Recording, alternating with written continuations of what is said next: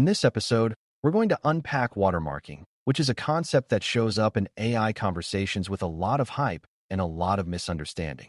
At a basic level, a watermark is a mark that helps you identify where something came from or whether it was produced in a particular way. People hear watermark and imagine a visible stamp across an image, but in AI discussions, watermarking often refers to patterns embedded in generated content that can be detected later. The promise is appealing.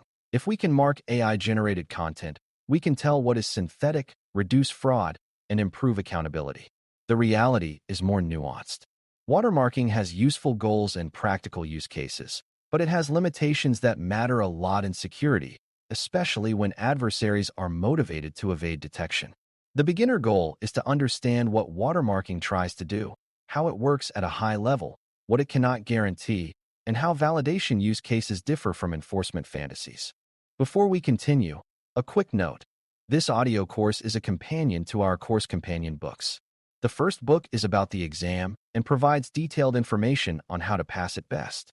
The second book is a Kindle-only ebook that contains 1,000 flashcards that can be used on your mobile device or Kindle. Check them both out at cyber.author.me in the Bare Metal Study Guide series. To start, it helps to separate watermarking goals into two broad buckets: provenance and deterrence. Provenance is about being able to say this content was generated by this system or under this policy, and to support later verification. Deterrence is about making it harder for bad actors to claim content is organic or to pass off AI-generated content as human-made. Both goals can be valuable, but they require different assumptions. Provenance works best when you control the generation environment and can embed and later check a signal reliably. Deterrence works best when the watermark is hard to remove and when the people consuming the content actually check for it. In real security scenarios, you usually want provenance for internal workflows and deterrence for external abuse. But external deterrence is harder because attackers can transform content in many ways. So the first practical lesson is that watermarking can help, but it is not a magic shield. At a high level, watermarking can be applied to different content types in different ways. For images and video, watermarks can be visible overlays or invisible patterns embedded in pixels. For audio, watermarks can be embedded in sound characteristics that are hard to notice but can be detected algorithmically. For text, watermarking is trickier because text is more easily changed without obvious degradation. Text watermarking often relies on controlling generation choices, such as preferring certain word patterns or token selections that collectively form a detectable signature. The key idea is that a watermark is not usually a single obvious marker. It is often a statistical pattern that emerges across many choices. That makes it less intrusive, but also makes it vulnerable to certain types of editing. If the text is paraphrased, translated, or heavily edited, the watermark signal can weaken or disappear. This brings us to the biggest beginner misunderstanding. Watermarking is not the same as proof. A watermark detection result is usually probabilistic. It can say that content likely contains a watermark or likely does not, but it often cannot guarantee certainty in every case. False positives can happen when natural content accidentally matches the expected pattern.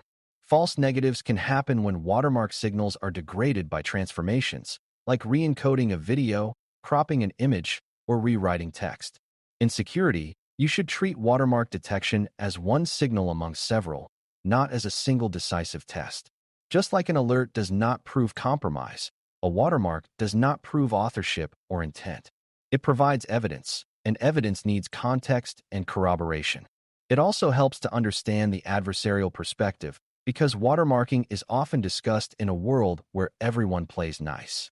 An attacker who wants to evade a watermark can do simple transformations that preserve the visible meaning but change the underlying representation. For images, they can crop, resize, add noise, or re-render. For audio, they can re-encode, change pitch slightly, or add background layers. For text, they can paraphrase, translate to another language and back, or mix content from multiple sources. These actions can weaken watermark signals, especially if the watermark is not designed to be robust.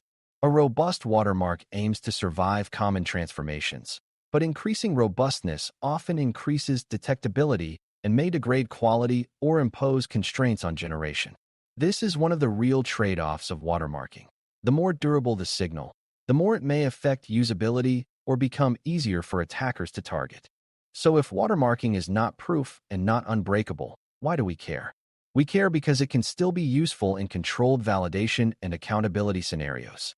One strong use case is internal policy verification, where you want to confirm that content in a system was generated through approved pathways.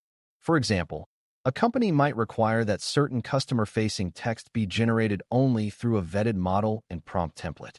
A watermark can help auditors verify that a piece of text or an image was produced by that approved system rather than by an employee using an unapproved tool. Another use case is tracking misuse, where you want to identify whether a flood of content came from your system, which can help with incident response and abuse prevention. In those cases, you are not trying to watermark the whole world. You are trying to watermark your own outputs so you can recognize them later. Watermarking also supports content integrity in certain workflows. If you embed a watermark at the time content is generated and you later find a version without that watermark, you might suspect it was altered or regenerated elsewhere. This is not the same as cryptographic signing, but it is a practical signal that can complement other controls. In some systems, watermarking can be paired with metadata and signing, so you have both a content-level signal and a cryptographic verification path. That pairing is important because if the only proof of provenance is external metadata, attackers can strip metadata. If the only proof is an embedded signal, attackers can attempt to distort it. Combining signals increases robustness, especially when the threat model includes adversarial manipulation. It is also important to distinguish watermarking from simpler ideas like logging and traceability. Watermarking is an embedded marker in content. Logging is a record of events and systems. Traceability is the linkage between inputs, transformations, and outputs. You might choose watermarking when content leaves your controlled environment and you want the content itself to carry a clue about origin. You might choose logging and traceability when the content stays internal and you can rely on system records. Beginners sometimes assume watermarking is necessary for accountability, but often the strongest accountability comes from provenance tracking, access control, and signing of artifacts. Watermarking is a supplement, not a replacement. It becomes more valuable when content will be shared broadly, where system logs are not available to those consuming the content. Another practical angle is that watermarking can help in education and policy compliance. If an organization wants to discourage employees from passing AI-generated work off as human work in contexts where that matters, watermarking can support policy enforcement and investigation. The organization can verify whether content likely came from approved tools and can respond accordingly. But you should avoid thinking of watermarking as a perfect enforcement mechanism. People can rewrite content, and many outputs are mixtures of human and AI. Watermarking is best at indicating that AI played a role, not at quantifying the exact extent of involvement. In security terms, it is a detection tool, not a courtroom-grade attribution tool. Now consider the limits that are especially relevant for security AI learners. One limit is that watermarking often depends on the generation system staying consistent. If you change models, sampling parameters, or post-processing, the watermark signal may change. That means watermark systems need versioning and careful management, or else you might not be able to detect older watermarks reliably. Another limit is that if you allow users to modify outputs freely, the signal may not survive. That is not a failure of watermarking, it is a limitation of its threat model. Watermarking works best when you expect common transformations and design for them, but you accept that extreme transformations can remove the signal. A third limit is that watermark detection itself can become a target. Attackers might try to create content that triggers false positives to discredit the detector, or they might reverse engineer the watermark pattern to create decoy content. So watermarking and detection must be treated as security controls that need monitoring, updates, and careful interpretation. As you bring these ideas together, the most mature way to think about watermarking is as part of a toolkit for provenance validation. It helps answer questions like, did this come from our system? Was it generated through approved paths? And can we detect widespread misuse? It is not a universal truth machine. When you see claims that watermarking will solve misinformation or make it impossible to fake content, you should be skeptical because adversaries can transform and remix content. Watermarking can raise the cost of certain abuses and can improve accountability in controlled environments, which is valuable. But it should be paired with other controls like signing, traceability, and access control. In security, we rarely rely on one control, and watermarking fits that pattern well. By the end of this episode, the takeaway should be clear. Watermarking is about marking content to support provenance and validation, but it comes with trade-offs and limits. It can be robust to some transformations and fragile to others, especially in text where rewriting is easy. Detection is probabilistic and should be treated as evidence rather than proof. The best use cases are internal validation, abuse tracking, and policy compliance where you control generation and can maintain the detection logic over time. When used thoughtfully alongside integrity and traceability practices, watermarking can improve accountability without being mistaken for a perfect shield.